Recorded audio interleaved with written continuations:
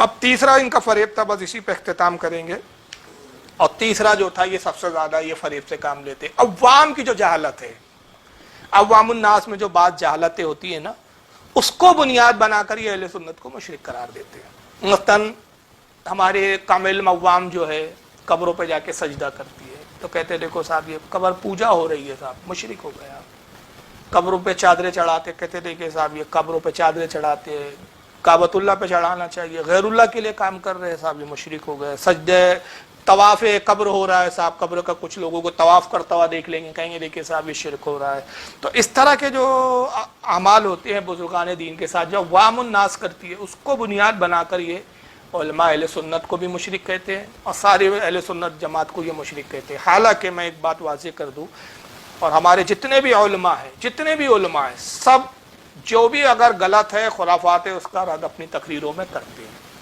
کتابیں بھی اس پہ لکھی گئی ہے. بالخصوص اعلیٰ حضرت کی اگر ہم بات کریں تو اعلیٰ حضرت امام احمد رضا مجدد دین و ملت امام احمد رضا محدث بریلوی رضی اللہ تعالیٰ عنہ نے ان سب چیزوں پہ، ہر خرافات اور ہر بدعات پر کتابیں اور فتاوی دی ہے.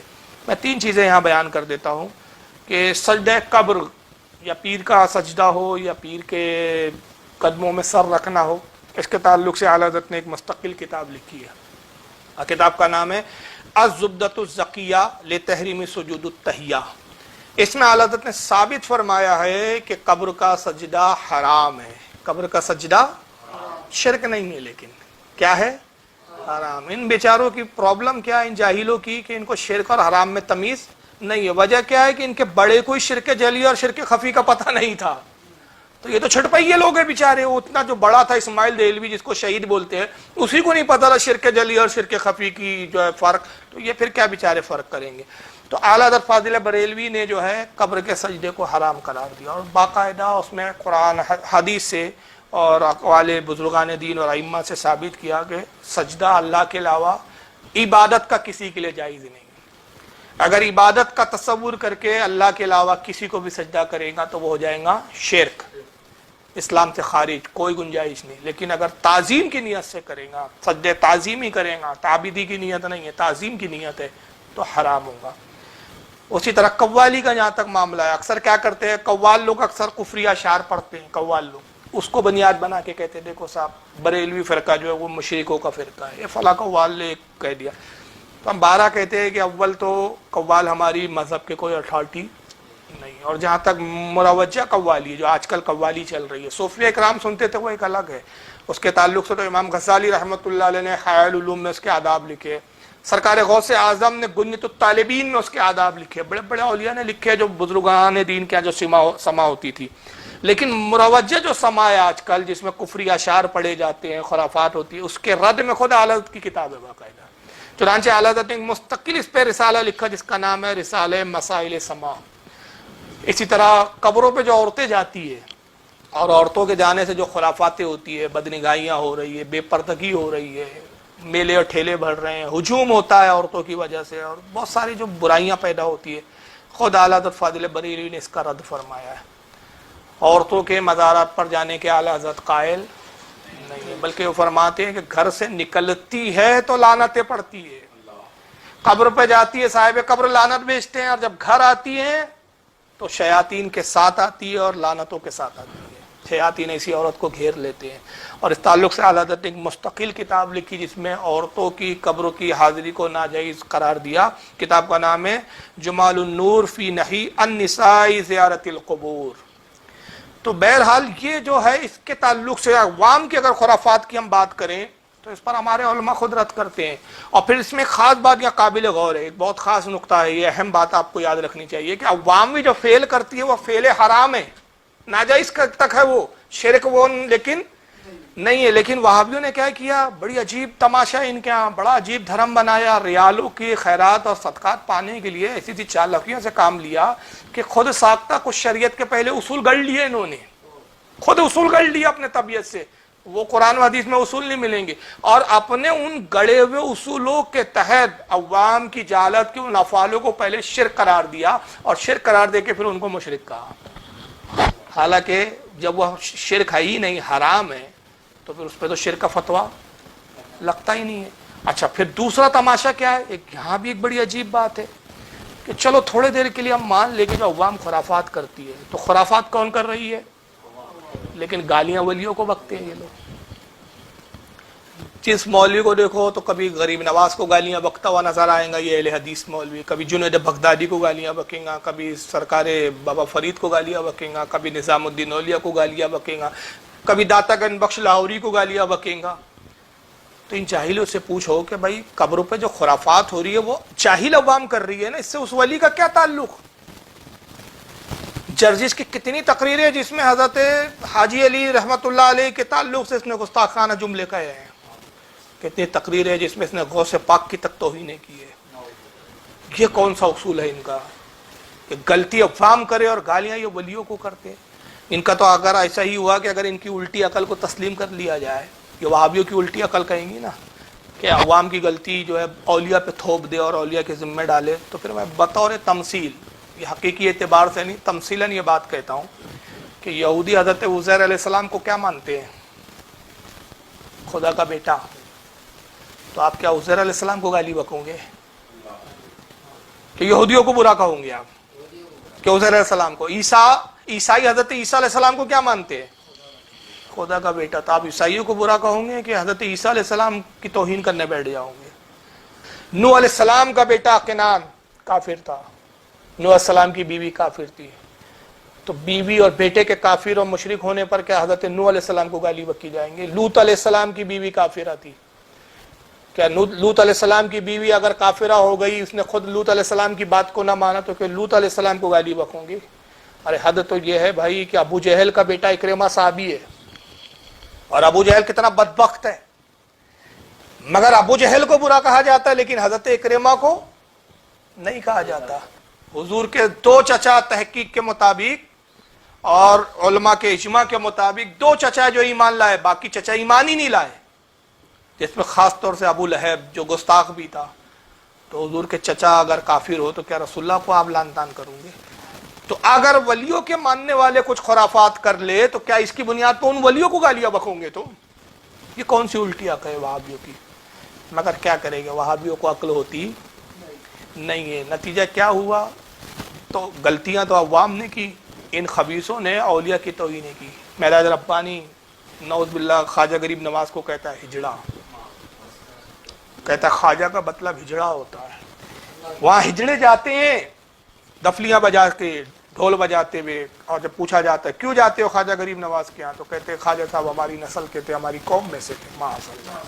ہے نا، خواجہ مطلب ہجڑا ہی تو ہوتا ہے نا، خواجہ مطلب ہجڑا ہی تو ہوتا ہے۔ اب وہ مختلف قوموں میں مختلف معنی ہیں بہرحال، لیکن ہمارے ہاں خواجہ ہجڑوں ہی کو کہا جاتا ہے۔ چنانچہ ہمارے یہاں جو ہیں اجمیر شریف میں جو خواجہ غریب نواز ہیں، اللہ کی قسم بتا رہا ہوں، مجھ سے تو باقاعدے اس نے بیان دیا کہ وہ پورے ہجڑے اور ہندوستان، پاکستان، بنگلہ دیش سے ٹرینیں ان کے لیے فری ہوتی ہیں، اور یہ رجب کا مہینہ آ رہا ہے، یہ آج جمادی الثانی ہے نا، یہ رجب 6 رجب کو ان کا عرس شروع ہوگا، اور آج ہی سے بھیڑ شروع ہوگی، اور چاروں طرف سے وہ ڈھولے ڈپڑیاں لے کے سارے ہجڑے وہاں جمع ہوتے ہیں، اور ان سے کہا جائے تو کہتے ہیں کہ جی ہمارے ہی قوم کے لوگ تھے، ہماری ہی قوم کے حضرت تھے، ہم ہی نہیں، اگر عرس میں حاضر ہوں گے تو ہماری برادری کے لوگ ہمیں نکال دیں گے۔ بندہ نواز گیسو دراز جو آل رسول ہے، سید ہے، نجیب الطرفین سادات میں سے، یعنی امام حسن امام حسین دونوں کی نسل سے آپ کی شاخ ملتی ہے۔ حضرت بندہ نواز گیسو دراز کے بارے میں کہتا ہے یہ لونڈے باز تھا، پھر بندہ گیسو دراز کی یہ حقیقت، اور یہ شیعہ تھا پرلے درجے کا زندیق، شیعہ لونڈے باز، پرلے درجے کا زندیق، شیعہ لونڈے باز۔ اور جرجس کی یہ توہین اگر آپ سنیں گے تو آپ کے رونگٹے کھڑے ہو جائیں گے۔ وہی سیرت غوث پاک جس میں یہ واقعہ اس نے گڑھا تھا کہ اللہ تعالیٰ چھٹے آسمان سے گرا اور غوث پاک نے ہاتھ پکڑ کے بچایا، اسی میں یہ واقعہ بھی گڑھتا ہے۔ وہ ایک کتاب میں پاکستان گیا، پاکستان سے کتاب لے کے، سیرت غوث پاک پاکستان سے چھپی ہے، ارے پڑھ کے میں دنگ رہا، بڑے پیر صاحب اپنی ماں کے پیٹ میں اور جنگل میں ان کی ماں 7 مہینے کا حمل، ابھی 2 مہینے باقی ہے، اور ماں جنگل میں۔ کوئی پوچھے گا ماں جنگل میں کیوں؟ چپ۔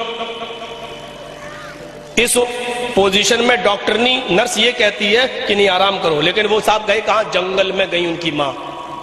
بڑے پیر صاحب کی ماں پر کسی نے غلط نظر ڈال دی کیونکہ وہ بہت خوبصورت تھیں، بڑے پیر صاحب ماں کے پیٹ میں آگ بگولا ہو رہا ہے، کمینہ میری ماں پہ غلط نظر ڈال رہا ہے، یعنی وہ ان اندر دیکھ رہے ہیں کہ یہ بری نظر ڈال رہا ہے. اور جب وہ آیا اور ماں کے کپڑے پھاڑنے عزت لوٹنے کے لیے، اور جب وہ آیا اور ماں کے کپڑے پھاڑنے عزت لوٹنے کے لیے، تو بڑے پیر صاحب ماں کے پیٹ سے تلوار لے کے باہر نکلے.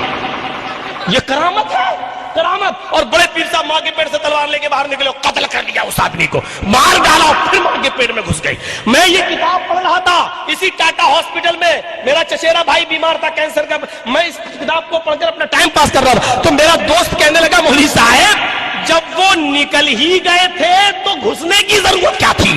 میں نے کہا کورس پورا کرنے گئے تھے بھی کورس کمپلیٹ نہیں ہوا. یہ کرامت بیان کرتے ہو تم. کس کے بارے میں بول رہا ہے یہ؟ غوث پاک کی ماں کے بارے میں.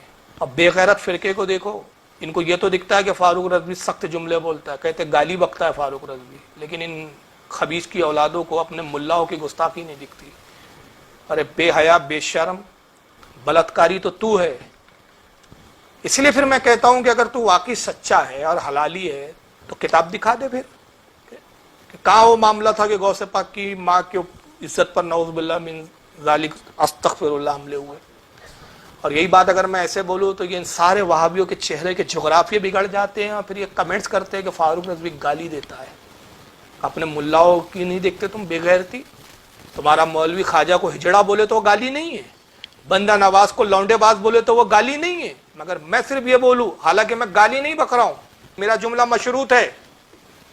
گالی ہوتی کہ میں ڈائریکٹ کہوں تو فلاں ہے، تو فلاں ہے، تو حرامی ہے، میں یہ نہیں کہتا. میں کہتا ہوں اگر تو حلالی ہے، یہ لفظ اگر لگا کے کہتا ہوں، یہ مشروط ہے. اگر تو حلالی ہے تو مناظرہ کر، اگر تو حلالی ہے تو کتاب دکھا.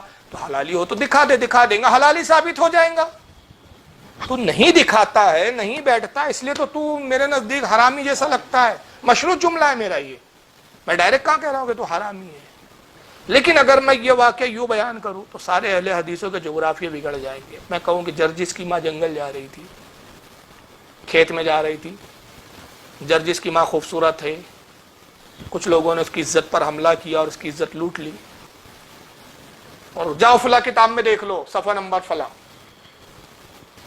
سارے وہاں بھی مجھے فون کر کے پریشان کر دیں گے، فاروق رضوی آپ نے ہمارے مولوی کی ماں پہ آپ نے جو ہے تہمت لگائی ہے، کتاب دکھاؤ کہاں لکھا ہے، حوالہ دو، ثبوت دو. مگر بے غیر تو کیسے اپنے آپ کو تم اہل حدیث کہتے ہو، اور تم کہتے ہو کہ ہم بغیر دلیل کے کوئی بات مانتے نہیں. اپنے ملا کی یہ بغیر دلیل کی، بغیر کتاب دیکھے ایک جھوٹی بات کو تم نے ہضم کر لیا، تسلیم کر لیا. اور تمہیں اتنی توفیق نہیں ہوتی کہ تم اپنے اس مولوی کا گریبان پکڑ کے پوچھو کہاں لکھا ہے، دکھا، اور دکھاتا کیوں نہیں ہے کر کے. اصل میں معاملہ کیا ہے بتاؤں میں آپ کو. آئیے ایک حدیث بس اس پر اختتام، یا آخری حدیث میں آپ کے سامنے پیش کر رہا ہوں.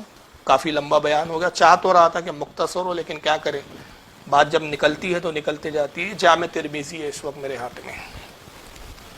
یہ بھی اللہ کے نبی نے بتا دیا تھا، اس لیے ہم کہتے ہیں ہمارا نبی غیب دا ہے، غیب کی خبروں کو جانتا ہے. اور وہاں بھی اس لیے غیب کا نبی کا انکار کرتا ہے، اس کو معلوم ہے کہ جب جب غیب کی حدیثیں آئیں گی ہماری پول پٹیاں کھلتے ہوئے نظر آئیں گی. ساری ایسی پیشن گوئی ہے کہ سب بتایا اس نے کہ منافق کیسے ہوں گے، نفاق کیسا ہوگا، اور یہ بدترین فرقے کیسے ہوں گے، سب بتا دیا. اس لیے غیب کا انکار کر دیا ان لوگوں نے. یہ جامع ترمذی صاحب، کتاب الفتن، باب ما جاء فی علامتی حلول المسک والخسفی، حدیث نمبر 2211. اللہ کے نبی صلی اللہ علیہ وسلم کی حدیث. آقا قیامت کی نشانیاں بتا رہے ہیں کہ قیامت کے قریب یہ ہوں گے، یہ واقعات ہوں گے، یہ واقعات ہوں گے. پیشن گوئیاں کر رہے ہیں. اس میں یہ کہتے ہیں وَلَانَ آخِرُ هَذِهِ الْأُمَّةِ أَوَّلَهَا فَلْيَرْتَقِبُوا عِنْدَ ذَلِكَ رِيحًا حَمْرَاءً وَزَلْزَلَةً وَخَسْفًا وَمَسْخًا وَقَذْفًا. آقا فرماتے ہیں قیامت کی نشانیوں میں یہ بھی ہے کہ اس امت کے آخری زمانے کے لوگ پہلے کے بزرگوں کو لعن طعن کریں گے، پہلے کے بزرگوں پہ لعنتیں بھیجیں گے، ان کو برا بھلا کہیں گے. یہ قیامت کی کیا ہے؟ نشانیوں میں سے ہے. کیا کہتے ہیں کہ آخری زمانے کے لوگ، یعنی اس زمانے کی جو قیامت کے قریب آئیں گے، یہ کیا کہیں گے؟ اپنے سے پہلے کے بزرگوں کو لعنت کریں گے، ولانا لعن کریں گے. ولانا آخرہ ہذہ الامہ، میری اس امت کے آخری کے لوگ ایسے ہوں گے کہ اولہا فلیرتقب عند ذلک ریحن وحمرا وزلزلۃ وخسفا ومسقا وقصفا. یہ پوری حدیث میں نے پڑھ ڈالی ہے, اب ترجمہ سن لے. کہتے ہیں کہ پچھلے لوگوں کو لان تان کریں گے, اور جب وہ ایسا کریں گے کہ بزرگوں کو, پچھلے امت کے لوگوں کو, پچھلے بزرگوں کو لان تان کرے, تو اس وقت تم سرخ آندھیوں, زلزلوں, زمین کے دھسنے, شکلوں کے مسخ ہونے اور پتھر کے برسنے کا انتظار کرو. آج اگر یہ عذابات آ رہے ہیں تو ان وہابی بدعقیدوں کی وجہ سے آ رہے ہیں کہ جیسے جیسے یہ فرقہ بڑھ رہا ہے بزرگوں کی توہینیں بڑھتے جا رہی ہے. کیونکہ یہ رسول کی حدیث بتا رہی ہے کہ کیا ہوگا, زلزلے آئیں گے, کہ بزرگوں پہ لان تان کی جائیں گی, آندھیاں آئیں گی, اور کیا کہتے ہیں زمینیں دھسنا شروع ہو جائیں گی, شکلیں مسخ ہو جائیں گی. یہ سب عذابات آئیں گے, پتھر برسیں گے. تو یہ عذابات تو ہے نا, یہ کیا ہے یہ سب؟ بزرگوں پہ تم لان تان کر رہے ہو, اللہ کا غضب نازل ہوتا ہے. تو یہ آقا کی واضح حدیث ہے. آج دیکھ لیجئے بزرگوں کا احترام کون کرتا ہے اور بزرگوں کی توہین کون کرتا ہے. یہ حدیث مشکات شریف میں کتاب الفتن میں بھی آئی ہے, حدیث نمبر 5450 کے تحت. اور آخری حدیث پہ رخصت ہو رہا ہوں میں, بس یہیں اختتام کرتا ہوں. صحیح بخاری کتاب الرقاق باب التواضع حدیث نمبر 6502. یہ ان لوگوں کا انجام ہے کہ جو اولیاء کو گالیاں بک رہے ہیں, اولیاء سے عقیدت کو جنہوں نے شرک کا نام دے رکھا ہے, اولیاء سے محبت کو جنہوں نے جو ہے بدعت کا نام دے رکھا ہے, یہ ان کے لیے ہے. عن ابی ہریرہ قال قال رسول اللہ صلی اللہ علیہ وسلم ان اللہ قال من عدا لی ولیا. اللہ حضرت ابو ہریرہ رضی اللہ تعالیٰ عنہ سے روایت ہے, وہ کہتے ہیں کہ اللہ کے رسول صلی اللہ تعالی وسلم نے ارشاد فرمایا کہ بے شک اللہ تعالیٰ ارشاد فرماتا ہے, یہ حدیث قدسی ہے, اللہ فرماتا ہے جس نے میرے ولی سے دشمنی کی, من عدالی ولیہ, جس نے میرے ولی سے دشمنی لی, فقد آذنتہ بالحرب, تو تحقیق کہ اس سے میں اعلان جنگ کرتا ہوں. اب بتائیے اعلان جنگ اللہ سے ہوں گا تو کیا ہوں گا, عذاب نہیں آئیں گے پھر؟ اور ولیوں کی توہین ہو رہی ہے کہ غریب نواز کو ہجڑا بولا جائے, معاذ اللہ, یہ توہین نہیں ہے؟ نعوذ باللہ من ذالک داتا گن بخش لاہوری کی توہین کی جائے, بندہ نواز گیسو دراز کو لونڈے بات بولا جائے گا, ولیوں کی توہین نہیں ہے. کرنے والا ایک ہے لیکن حامیہ ملانے والے تو لاکھوں ہیں نا. تو گناہ کی تائید کرنا بھی تو گناہ ہوتا ہے نا. گناہ کرنے والا بھی اتنا ہی گناہ گار ہوتا ہے جو گناہ کی تائید کرے. ایک چور جتنا چوری کرنے میں گناہ گار ہوتا ہے, اس چور کا سپورٹ کرنے والے بھی اتنے ہی بڑے مجرم ہوتے ہیں. یہ توہین نہیں ہے. غوث پاک کی ماں کے تعلق سے جھوٹے قصے سنا کر مذاق بنایا جائے, کیا یہ بزرگوں کی توہین نہیں ہے؟ اعلی حضرت جیسے عظیم شخصیت, عظیم اپنے وقت کے دین کے خدمتگار, مجدد, عاشق رسول کو جھوٹی کتابیں اور جھوٹے اشعار ان کی طرف منسوب کر کے شرک کے فتوے لگائے جائے, یہ اولیاء کی توہین نہیں ہے تو کیا ہے یہ؟ اللہ فرماتا ہے جو میرے ولی سے دشمنی رکھ کے تحقیق کہ میں اس سے اعلان جنگ کرتا ہوں. کس کی اوقات ہے جو اللہ سے جنگ جیت جائے؟ اور اس کو بخاری کے علاوہ اس کو امام ابن ابی عاصم اپنی کتاب الزہد میں لائے ہیں, جلد 165. امام ابن حبان اپنی صحیح میں لائے ہیں حدیث نمبر 347 کے تحت. امام طبرانی معجم الکبیر میں لائے ہیں حدیث نمبر 7880 کے تحت. امام بہقی اس کو سنن القبرہ میں لائے ہیں حدیث نمبر 20980 کے تحت. امام ابن جوزی اس کو لائے ہیں صفت الصفوہ جلد 139 کے تحت. امام حیثمی لائے ہیں اس کو اپنی کتاب مجمع الزوائد حدیث نمبر 17950 کے تحت. اس کو امام قرطبی اپنی تفسیر قرآن عظیم الجامع احکام القرآن جلد 7 صفحہ 411 سورہ مائدہ آیت نمبر 27 کے تحت اس حدیث کو نقل کیا, اور بھی محدثین نے نقل کیا ہے.